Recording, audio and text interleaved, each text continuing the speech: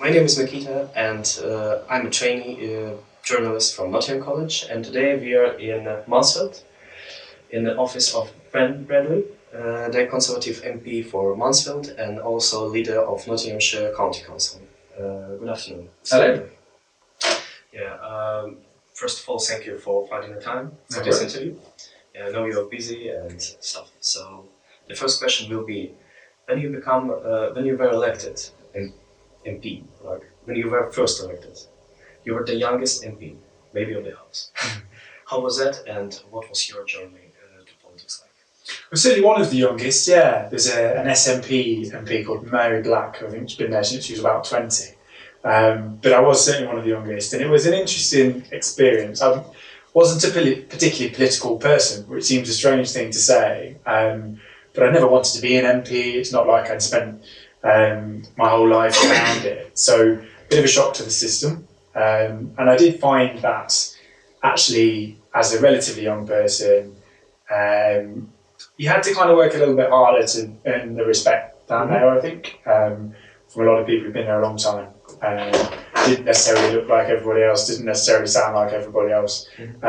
So it took some work, but I think, and some getting used to, but we've got there in the end. Yeah.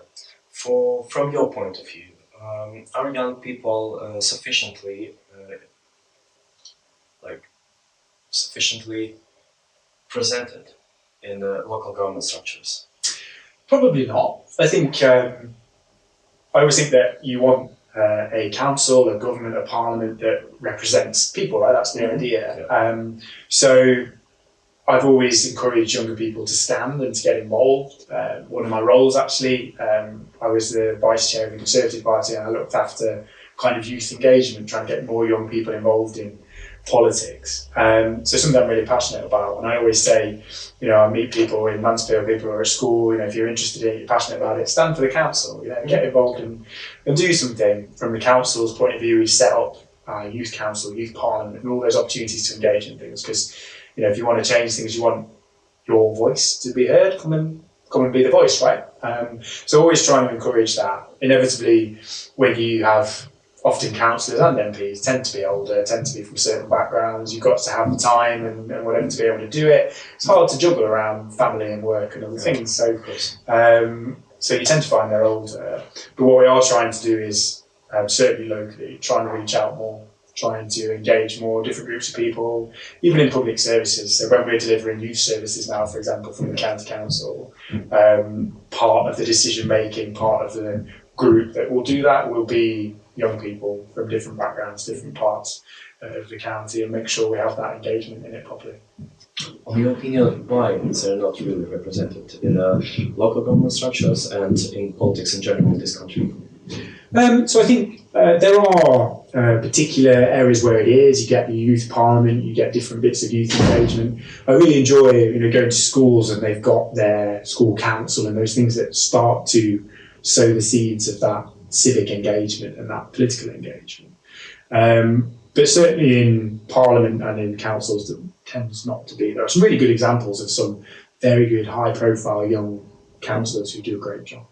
But we need more of that, and I always try and encourage that. I think the main reason is, two. One is that just this kind of commitment of it. It's not very often a full-time job. Being a backbench councillor doesn't pay enough to be a full-time role, so you're trying to juggle it with things, and young people, as you're going through education, you're trying to get into work, you're trying to raise a family, doesn't always fit. And that can be difficult, whereas if you're retired, obviously, you can do that.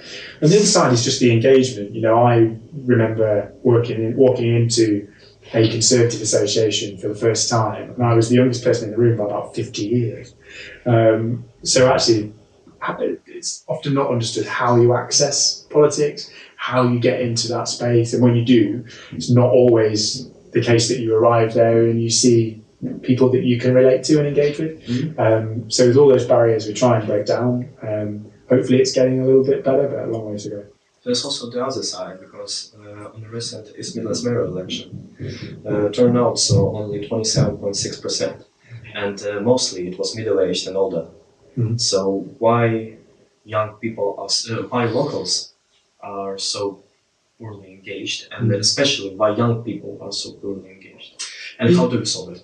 There's no easy answer. The mayoral election, I think, was particularly challenging because it was a new thing, and actually trying to explain to people of all ages what it meant and what it was supposed to do was a challenge. I still think it's kind of little understood from that perspective, but I think it will make a big difference. But it's always disappointing, particularly in local elections, where there are things at the council or whatever that they directly affect you and your street, and only 1 in 4 people show up. So it's always frustrating. I think we as politicians have got a role in that. It's worse at the minute because there's this general sense of cynicism about politics and politicians. Been through a difficult time. The economy's been challenging. COVID obviously been really challenging. People don't feel like things are going right, and inevitably politicians' decisions have some part in that, even if some of those things have been global events or whatever. So hopefully that changes as things improve, the economy changes, people feel a little bit better off. And as I say, we as politicians have got a lot more work to do. I think there's also a problem about socially the way that people consume information and news now. You get we live in a kind of YouTube Reels world. Mostly social media. Yeah, and trying to put across detail and nuance and debate in a 30-second TikTok video is quite difficult. So there's not been that recognition really of whole generations of people now who don't watch BBC News and don't do the long form content. We are not good enough at trying to get things across in a way that people actually access.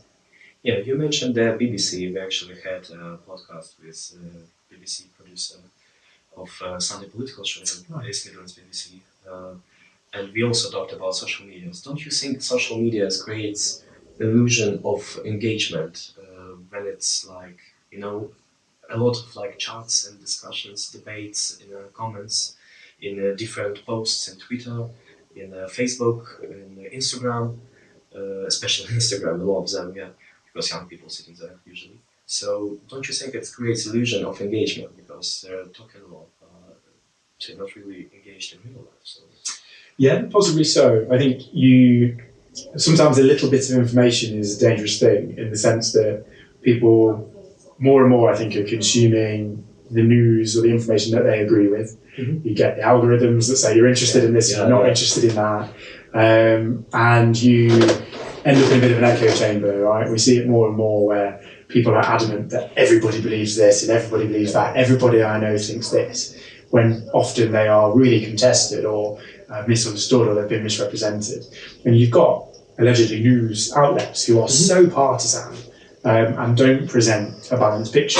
So it's easy, I think, to access, if you follow, I've used already today, Politics Joe is a really good example of really bad news where it is so partisan and therefore I would always argue misrepresents information in a really one-sided way. But if that's where you get your news and that's the content that you consume, you don't get the detail and the nuance or the argument. You just believe stuff, and sometimes that's quite dangerous. Yeah, it is. Are there any specific programs or initiatives you as an MP and leader of Frontier County Council are currently working on or planning to introduce to engage young people into politics, local politics and in general? Yeah, well, I've always, having been a relatively young MP, still relatively young, 34 now, but getting greyer and older every day. That's young, But by MP standards, that's still young. So I've always been kind of involved in that conversation. I used to be vice chair of the Conservative Party, so I set up what's now called Young Conservatives as an organisation, which is aimed at trying to engage with young people and bring them into politics. So something I've always been part of. Locally, I spend a lot of time in schools, talking to sixth formers in particular about our services, our area, our community. And I always will say when I go into those conversations, if this is something you're interested in, let's talk about how you get involved, whatever politics you come from, just come and engage in it. And at the council, we are, as I say, we're doing more and more what we would call co-production in public sector speak about how you make sure people who use services and engage in services are involved in the design of services, whether that's around disability is a good example, more and more disabled people involved in decision making. Similarly with youth services and education, more and more young people involved in the actual design and structure of that, which I think is important. Yeah, you mentioned school politics, like student parliaments, like student leaders and other stuff. Do you think is it an effective way to spread awareness about voting culture, about politics in general, like in this country? I think it's one good thing that we do. I mean, most schools will have a school council, will have an element of that democracy. Some of the best ones will go and they do it like a proper general election. You go and you cast your private ballot. But it's a great experience for kids, I think, to just stand up in front of a class and speak and learn all about putting yourself across and making an argument. It's a really good thing to learn and practice. Unfortunately, it's kind of where it stops sometimes. And I've had a lot of conversations recently about the regional mayor where very few people understand what it's for and how it works, trying to explain all of that. Very few people know which layer or level of government delivers which service and how it works. I get people all the time who will come and say, your county council's done this, when it's actually the district council or it's national government. We don't explain stuff very well. So there needs to be more of that civic education, I think, in schools, so that people actually know who it is they need to go and speak to about particular things, or who it is who's responsible for things, which is good, can only help have people have an informed view in elections and all. Polls shows that only 7% of UK voters aged from 18 to 24 said they would vote for Conservative Party, and is the only group which more likely to vote Conservatives than Labour is the over 65s. Can you say, and only of them by fraction, so it's not like the majority. So why are young people rejecting the governing party in such a vast way? I think there's a lot of reasons. I think clearly we're 20 points behind in the polls at the minute, so not wildly popular. I think that things will improve over the course of this year as the economy improves and other things, kind of as we continue to recover from COVID in particular, which has had a huge impact.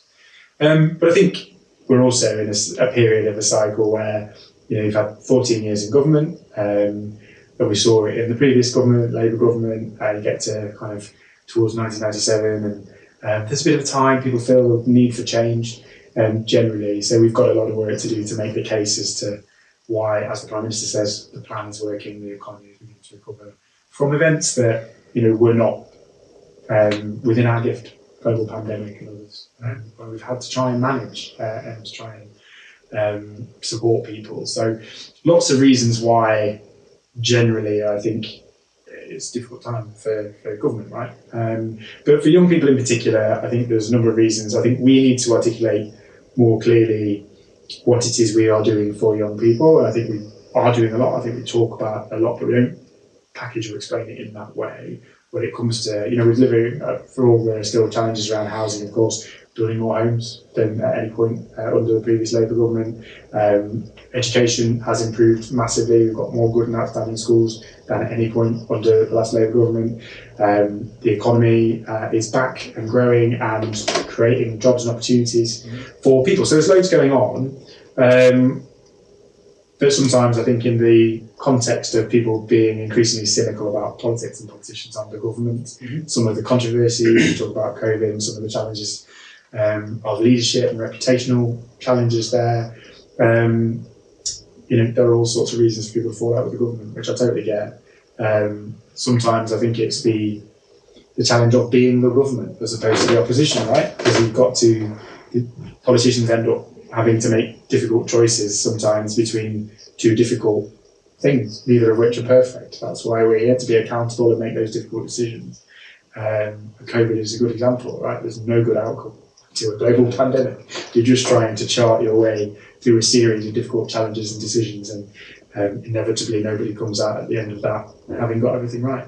So, but we've got 6 months to the election. Labour need to come out and explain what they would do and also how they would pay for it, and all the usual arguments we'll have in the build up to an election, and we'll see who comes out the other side of that. Probably in the autumn.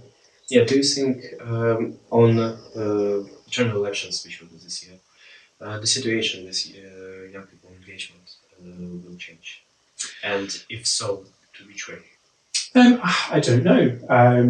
I hope it will. I think you like to think more people will be engaged. I worry that it might go the other way in the sense that because there is that cynicism and there is that kind of fatigue with politics in some ways.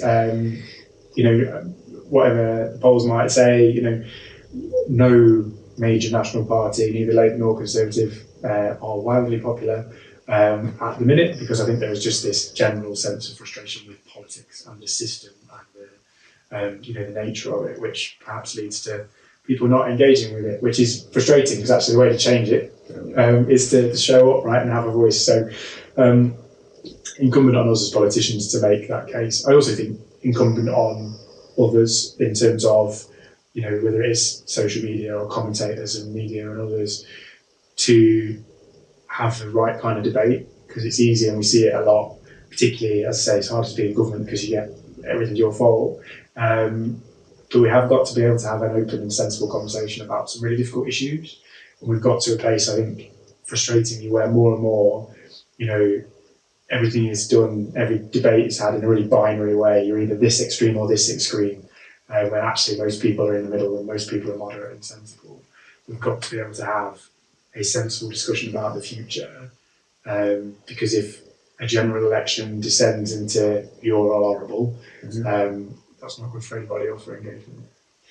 What Conservative Party can offer to young people to win them over? Well, there are a number of key issues clearly that affect young people more than most, not least education, not least housing, I think probably, and things where young people, according to polling and data, are more engaged, like green issues and the environment and others. Actually, we've got a really good record on those things that often doesn't come across because we don't have that nuanced debate or engagement. But clearly the economy has been hugely challenged in recent years for a whole number of reasons. But we are rebuilding. You look at Mansfield in particular. We've had, I think, the single biggest investment in Nottinghamshire ever in the last 2 years in creating new jobs in clean energy, new opportunities. Our schools have gone from only one good school in Mansfield to now only one school that isn't good. Such has been the improvement in the quality of education here. We've got a university campus here in Mansfield now. Things have really moved in a positive direction, and that can only be a good thing. As I say, we've built more houses actually than the previous Labour government did. We have increased those numbers, even though it needs to go even further. And actually, for all this stick that we get as a government on our environmental record, we have a better record of reducing carbon emissions, for example, than any other country in the Western world. Even where we're getting stick at the minute, we talk a lot about river quality, for example. People often email me and say, you voted to put sewage in rivers. Actually, sewage has been going in rivers for 150 years. And the only reason we're now aware of it and monitoring it and measuring it is because this government's invested in doing that to solve the problem. So we've got to articulate those things better. We've got a good record to talk about, but it's often lost in the kind of, the Instagram reels, shouty kind of one-line politics, unfortunately. So we've got to be better at that. But I think as you go into the future, that economic recovery is really important. The Prime Minister talks about it all the time, that if you want to be able to create opportunities for people, you want to fund good public services, you want to have the kind of job opportunities people want to see, you have to have an economy that works. So the fear is that you end up with a Labour government, as we've seen already, £28 billion environmental promises that they cannot fund and do not know how to fund. That leads to more inflation, that leads to rising taxes and people being worse off. We've got to be able to articulate that over the course of this year. I do think we talk about young people as if they're some different breeds sometimes. And actually, for most people, once you get out of full-time education and you're into the workplace and the workforce and you're looking at your aspirations for the future, we all kind of want the same things, don't we? We want a decent career, we want a home that is ours and is of good quality, we want a nice place to live, a town centre that's worth visiting, good public services. It's not rocket science. Yeah. We've just got to be able to articulate that in a way that engages people. Recent opinion polls shows that only 1 in 10 young people believes that politicians Putin prioritizing their needs. So how was this I don't think that is the case, for the record. And we spend a lot of time debating these kind of issues, right? Particularly education and housing, things that are high on the political agenda. But as I said earlier, I absolutely see how the current politics, the political system, the nature of our political debate at the minute, it doesn't really engage with anybody, does it? Everybody's frustrated, including me as a politician, right? That I want to see us be able to have sensible debates about difficult issues. I want to be able to see us invest in certain areas, to change and reform certain areas. That's been really difficult because we've come off the back of these global events, pandemic, of war, and all sorts of things happening in the world that mean money's been really tight. Inflation affects everybody, including investment in public services. I mean, demand for those public services has gone through the roof. We're in a kind of uniquely difficult time. You can only really compare with almost like the post-war era in the 40s and 50s in terms of the recovery that we've got to go through. That's not nice for anybody. So it's easy to understand how people can feel that this doesn't work for me. Normally in a political cycle, you want to get to the next election. People feel better off than they did before. But the reality of all of those issues is that everybody's worse off. And that's not an easy thing to overcome. Well, yeah, but this poll shows that young people absolutely they don't believe that politicians really care about them at all. Yeah. So why is it? I don't think it's specifically young people. I think if I get emails from pensioners all the time saying you're doing nothing for me, and I can list lots of things that we are doing, but clearly it's not coming across or it's not engaging in the right way. I think there is just a general sense of frustration at the system, and perhaps it is we go back to what do people know and how do we engage with people in our system? How does it work? How does it function? What do people know about our governance and our politics? It can be frustrating when you look from the outside and think, surely you must just be able to flip that switch and that thing will be better. And it's never that simple. It's a challenging thing to engage with people at the minute, I think, at all ages. Yeah, so there is an interesting situation because there is both sides of this problem. From one side, young people not really interested in politics. They not voting, they don't care.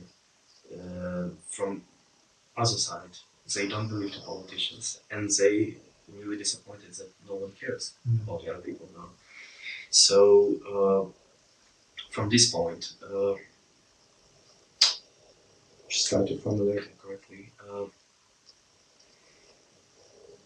How we can make sure that young people will be their voices will be heard, and they will consent and just listen to them and try to do something. How to make sure that they will be their opinion will be represented in parliaments, county councils. And it's a two-way street. You're right, and obviously the way for their opinion to be represented is for them to come and voice it and vote, and that means we've got to be more engaging and worthy of voting for, right? So it is a two-way street. For my part, I try to engage as much as I can in different places, visit our universities on a regular basis, talk to students, I visit schools almost every week, talking to young people, and try and put myself out there. I'm on every social media channel going. You can contact me dead easily and engage me dead easily. And I've tried to put myself out there as much as I possibly can. Not everybody does that, so there are challenges in accessing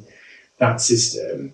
But there's also something just about a stage in life, right? I don't think you're ever going to get to a place where as many 20-year-olds vote as 65-year-olds vote, just because of the stage of life that people are at, right? When I was in my early 20s, I was busy at work, I was raising my children, I was either finishing my degree or trying to get on and trying to look after myself and had my own aspirations. I actually ironically think that young people are more interested in their own personal freedoms and choices, and in some ways are more capitalist than at any time in history. Modern tendencies. And actually you do expect now in the modern world to be able to do what you want to do and have your free choice and have your control over your own money and your own decisions. and to be able to, click online and get that thing that I want here now. And actually, those are all inherently culturally conservative things, but we're failing to put that across and to engage with people in that way. I don't have all the answers to that, but it's just got to be better. Okay, and for the last question, for young people wanting to be engaged and perhaps become a BEAM MP, what advice would you give? Come and talk to people who do it. So it's great. And I regularly get people who will email me and go, look, I'm interested in politics, interested in engaging with it. Can I come and talk to you? Let's have a coffee and let's talk about how I do that. And not always just people who agree with me, actually, people from all sides of the political coin, and I'll always help and advise. So I just say, talk to councillors, talk to MPs about how you do that. If you're really keen, and depending on your age, of course, whether you're at school, or university, or whatever, there are those youth councils and forums and different things to engage in and practice and learn. So there's loads of ways to do it, but it can be quite an odd field of work to get into, right? People often don't know, how do I become a councillor? How do I become? The practical reality is it's as simple as filling in a form and standing in an election, right? Tell your friends to vote for you.